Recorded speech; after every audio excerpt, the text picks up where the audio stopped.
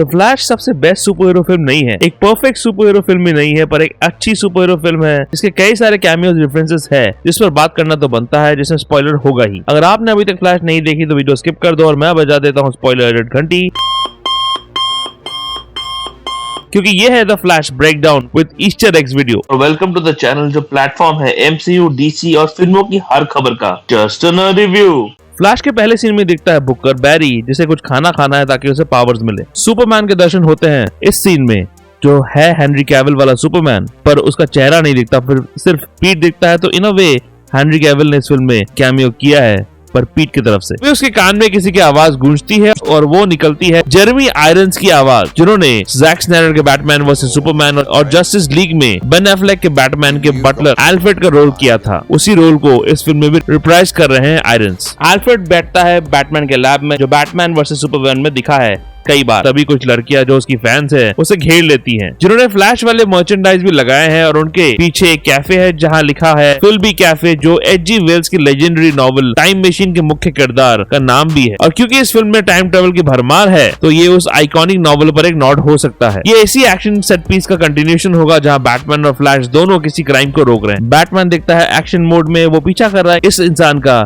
जिसे वो बताता है फैल्कोनी का बेटा। कौन है फैल्कोनी? बैटमैन के कॉमिक से एक इम्पोर्टेंट किरदार, जो एक मॉब बॉस भी है। उसे रॉबर्ट पैटिंसन के द बैटमैन में पोर्ट्रे किया था जॉन टूटूरो ने, पर ये रॉबर्ट पैटिंसन वाले फैल्कोनी का बेटा नहीं है, बेन एफ्लेक के फैल्कोनी का बेटा है, जिसे हमने अभी तक देखा नहीं, क्योंकि एफ्लेक वाले बैटमैन पर कोई मूवी नहीं बनी है।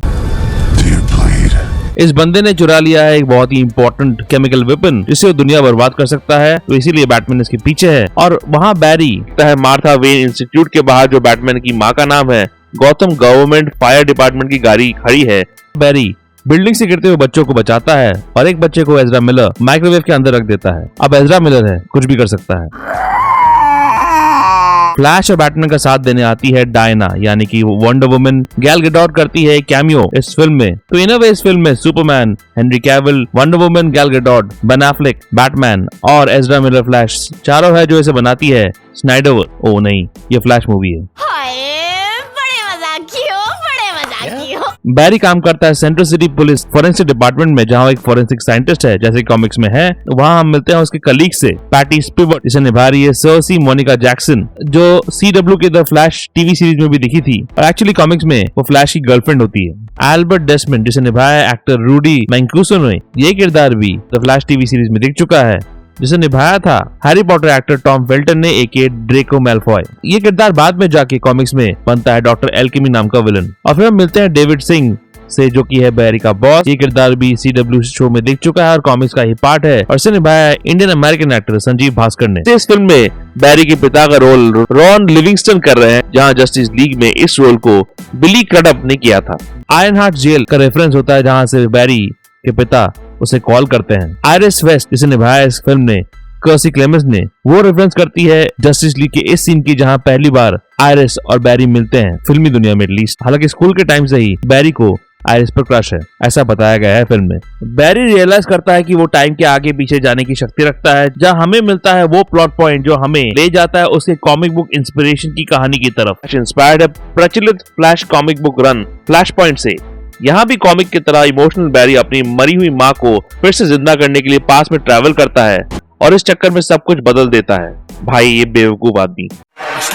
फोर्स के दर्शन होते हैं, जहाँ कॉमिक्स में स्पीड फोर्स को अपने पावर्स मिलते हैं। इससे पहले फ्लैश टीवी सीरीज में स्पीड फोर्स कई बार दिख चुका है। ये गोल बॉल टाइप प्रोटेक्शन कवर, जिसमें बैरी भाग रहा है स्पीड फोर्स के अंदर, उसे बैरी ने नाम दिया है क्रोनोबॉल, और वो टाइमलाइन को बदलना चाहता है अपने पावर्स का इस्तेमाल करके। वो ब्रूस को भी रिश्वत देता है कि वो उसकी पेरिस को वापस ला सकता है। बैटमैन वर्सेस सुपरमैन में बैटमैन के ब्रूस वेन के माँ बाप का रोल्स किए थे Walking Dead actor Jeffrey Dean Morgan और लॉरेन कोहेन ने। हालांकि एफ्लेक ब्रूस वेन उसे वॉर्न तो कर रहा है, पर उसे मालूम होना चाहिए कि बैरी तो टाइम ट्रेवल करेगा ही। एज बैटमैन वर्सेस सुपरमैन में बैरी ने टाइम के पीछे जाके ब्रूस को वॉर्न तो किया था। अब डीसी का कंटिन्यूटी कितना है, खासकर स्नाइडरवर्स के साथ, उस पर 10 करोड़ का सवाल हो सकता है, किसी को नहीं मालूम। सीन में एक दुकान का नाम है विज, जो विज कॉमिक्स पर नोट हो सकता है, जिससे डीसी वालों ने शज़ाम का किरदार खरीदा था। इस सीन में एक दुकान में ग्रेसन भी लिखा हुआ है, जो बैटमैन किरदार डिक ग्रेसन पर नोट हो सकता है। इनफैक्ट बैटमैन वर्सेस सुपरमैन में ग्रेसन एके रॉबिन का कॉस्ट्यूम बैटमैन के लैब में टंगा हुआ दिखा है। और जैक स्नाइडर ने अपने एक इंटरव्यू में कहा था कि उनका प्लान था डिक ग्रेसन को डीसीयू में लाने का। जब छोटा बैरी अपनी माँ के साथ दिखता है, उसने स्कूबी डू के गाड़ी की टी शर्ट पहनी हुई है। ये पहली बार नहीं है जब एक सुपर हीरो मूवी में एक स्कूबी डू रेफरेंस किया गया है। Please, Scooby-Doo this crap. जब आयरिस बैरी के रूम में घुसती है, पूरा का पूरा कचरा बाहर निकलता है। पहला निकलता है एक खिलौना पेनीवाइज का, जो एक्चुअली एंडी मुशेटी की फिल्मोग्राफी का रेफरेंस है। एंडी मुशेटी ने इट चैप्टर 1 और इट चैप्टर 2 दोनों फिल्मों को डायरेक्ट किया था। ये वाला बैरी एलन फ्लैश कर सकता है फेज, यानी कि सनी देओल की तरह उसे वॉल्स तोड़ने नहीं पड़ेंगे आर पार जाने के लिए, जो फ्लैश के पावर्स में से एक है कॉमिक्स में भी। ये वो दिखाता है एक पोस्टर के पीछे वॉल के थ्रू फेस करके। ये पोस्टर एक्चुअली रेफरेंस है शॉशैंक रिडेम्पशन मूवी का, जहाँ ऐसे पोस्टर के पीछे मुजरिमों ने गुफा बनाई थी। जब बैरी स्पीड फोर्स के अंदर घुसता है, दिखते हैं बहुत सारे चित्र, Aquaman, Henry Cavill Superman, Wonder Woman, Batfleck और फ्लैश के पिता के। इसके बाद बैरी को दिखता है कुछ दृश्य अपनी माँ के साथ, कि अगर उसकी माँ जिंदा होती तो उसकी जिंदगी कैसी होती। फ्लैश रिंग दिखता है, जिससे कॉमिक्स में बैरी अपने कॉस्ट्यूम को समन करता था। यहाँ फ्लैश रिंग को एक मॉडर्न टच दिया गया है, जहाँ खुल जा सिमसिम के दरवाजे की तरह असली रिंग एक प्रोटेक्टिव लेयर के अंदर है, जहां फ्लैश का आइकॉनिक सिग्नल दिखता है। बैरी के कांस्टेंट टाइम ट्रैवल की वजह से जॉर्ड वापस आ गया है दुनिया में, और वो मैन ऑफ स्टील की तरह सारी दुनिया को वार्न करता है कि अपन आ गया वापस। बैरी को जब मालूम पड़ता है कि इस टाइमलाइन में जॉर्ड वापस आ गया है, वो ढूंढने की कोशिश करता है इस दुनिया के जस्टिस लीग को। वहाँ रेफरेंस होता है साइबॉर्ग का, एके रे फिशर के किरदार का, पर रे फिशर का चेहरा नहीं दिखाया जाता ऑब्वियसली, क्योंकि डीसी के साथ उसके प्रॉब्लम्स हुए। जब वो एक्वामैन को ढूंढने जाता है, उसे मिलता है थॉमस करी, जिसे निभाया था उस फिल्म में और इस फिल्म में भी एक्टर तेमुरा मॉरिसन ने। और उसे मालूम पड़ता है कि इस दुनिया में एक्वामैन यानी कि आर्थर करी है ही नहीं। इस नए टाइमलाइन में बहुत सारी चीजें उल्टी पुल्टी है, जैसे कि iconic film Back to the Future में माइकल जे फॉक्स की जगह अब उस किरदार को निभाया है एक्टर एलेक्स स्टॉल्स ने, जिन्होंने मास, पल्प फिक्शन जैसे फिल्मों में काम किया है। और फुटलूज में केविन बेकन की जगह माइकल जे फॉक्स स्टार कर रहे हैं, और टॉप गन में टॉम क्रूज की जगह केविन बेकन ने काम किया है। इस पूरी उल्टी पुल्टी कहानी में एक चीज सच्चाई है, Eric Stoltz actually Back to the Future में स्टार करने वाले थे, और उन्होंने काफी फिल्म का पोर्शन शूट भी कर लिया था, पर प्रोड्यूसर्स को लगने लगा था कि वो ड्रामेटिक तरीके से फिल्म को परफॉर्म कर रहे हैं, जबकि फिल्म में कॉमेडी थी, इसलिए उनको रिप्लेस कर दिया गया माइकल जे फॉक्स के साथ। में बैरी के पीछे बजरंग बली का फोटो भी है। वेन मैनर के दर्शन होते हैं। हालांकि 1989 बैटमैन कीटन मूवी में वेन मैनर दिखाया गया था नेपवर्थ हाउस में, जबकि इस मूवी में बर्गली हाउस लिंकनशायर चूज किया गया है एज वेन मैनर। हमें दिखता है सबसे पहले ब्रूस वेन का रूम, जो बिल्कुल उसी तरह सजाया गया है जैसे 1989 में कीटन वाले रूम को सजाया गया था। एक सीन में ब्रूस वेन बैरी पर फेंकता है एक पतीला, जिसे यंग बैरी अपनी स्पीड के पावर्स के थ्रू एवेड कर देता है। ऐसा ही कुछ सीन हमने द जस्टिस लीग में देखा था, जब पहली बार बैरी एलन ब्रूस वेन यानी कि बैटफ्लैग से मिलता है। ये हाथ है माइकल कीटन का, और ये फोटो है उन एक्टर्स का जिन्होंने 1989 फिल्म द बैटमैन में उनके पेरेंट्स का रोल किया था, और ये बच्चा है छोटू ब्रूस। फिर वो सीन आता है जो गूज बम्स देता है। पहले बैट्स दिखते हैं, फिर कीटन का आइकॉनिक बैटमोबाइल, और माइकल कीटन आते हैं फुल कॉस्ट्यूम में, और जब कीटन वो 3 मैजिकल वर्ड्स बोलते हैं, I'm Batman.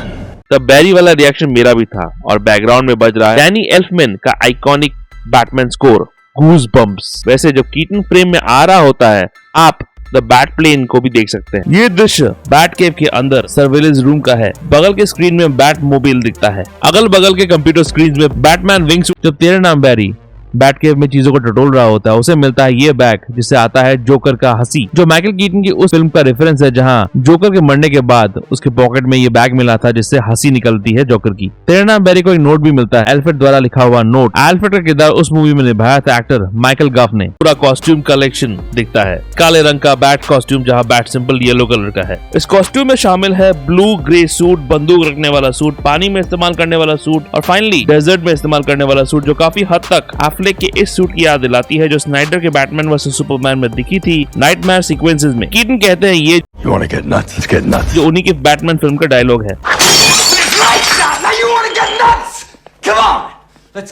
वो गर्ल अपनी फ्लाइट लेते हुए दिखती है, और फिर एक्ट्रेस साशा कैल अपनी कॉस्ट्यूम में दिखती है, और ये एस साइन के बारे में पूछती है। I know what this symbol stands for.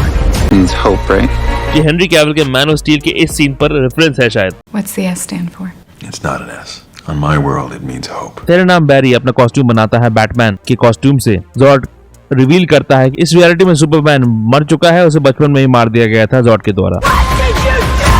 उस सीन में जहां तीनों बैरी आमने सामने आते हैं, डार्क फ्लैश, शेरनाम बैरी और बैरी, हमें दिखता है इनकर्शंस, जहां हमें दिखते हैं बहुत सारे कैमियोस। एक ब्लैक एंड व्हाइट यूनिवर्स में दिखते हैं जॉर्ज रीव्स, जो बने थे सुपरमैन 1951 टेलीविजन सीरीज में, और साथ ही दिखते हैं एक जे गैरिक फ्लैश, जिसे निभाया था टेडी सीयर्स ने CW के फ्लैश टीवी सीरीज में। एक नीला यूनिवर्स दिखता है जिसमें दिखते हैं हेलन स्लेटर, 1984 सुपरगर्ल मूवी में वो बनी थी सुपरगर्ल, जिसे डायरेक्ट किया था जेनेट शोर्स ने। मरहूम क्रिस्टोफर रीव्स दिखते हैं 1978 सुपरमैन मूवी से, उन्होंने सुपरमैन के किरदार को आइकॉनिक बनाया था और इन फिल्मों को डायरेक्ट किया था रिचर्ड डॉनर ने। एक गोल्ड यूनिवर्स दिखता है जिसमें दिखते हैं एडम वेस्ट, जिन्होंने बैटमैन का किरदार निभाया था 1960s की बैटमैन सीरीज में, और उनका बैट मोबाइल भी दिखता है इस क्लिप में। एक ग्रीन यूनिवर्स में दिखते हैं निकोलस केज सुपरमैन बनते हुए। आप सोचेंगे निकोलस केज और सुपरमैन, इसकी भी एक बहुत पुरानी और बड़ी कहानी है। अब कई साल पहले डायरेक्टर टिम बर्टन, जिन्होंने बैटमैन फिल्म डायरेक्ट की थी, बैटमैन फिल्म डायरेक्ट करने के बाद उन्होंने एक सुपरमैन फिल्म प्लान की थी, और उस फिल्म में सुपरमैन बनने वाले थे निकोलस केज। कॉस्ट्यूम ट्रायल्स तक हो गए थे, जिनकी फोटोज इंटरनेट पर वायरल है, और केज पर काफी मीम भी बनते हैं। वो लड़ते हैं एक जायंट स्पाइडर के साथ, जो एक्चुअली उस फिल्म के प्लॉट का हिस्सा था, जिसे राइटर केविन स्मिथ ने एक पॉडकास्ट में रिवील भी किया था। He's going three things. Okay, I said, all right. One, I don't want to see him in that suit. Two, I don't want to see him fly. And three, he's got to fight a giant spider in the third act. Director Andy Muschietti खुद दिखते हैं cameo में, जब बैरी अंधे से hot dog छीन रहा होता है, वो एंडी मुशेटी खुद ही है। Flash at the end of the day कहानी है माँ बेटी के रिश्ते की। हम लोगों का एक प्यारा सा रिश्ता कब बनाएंगे आप लोग? लाइक सब्सक्राइब करके रिसेंट वीडियोस जैसे आदि पुरुष का रिव्यू वीडियो आखिर में है, और ऐसे DC रिलेटेड वीडियोस के लिए देखते रहिए just in review. Just in review के अपडेट्स के लिए और छोटे बड़े स्निपेट्स के लिए फॉलो कीजिए ऑन ट्विटर @ProNerdReview201 में। कू ऐप में आप मुझे फॉलो कर सकते हैं @ProNerdReview पे, और ProNeedDiary blogspot.com में भी आपको अपडेट्स मिल जाएंगे।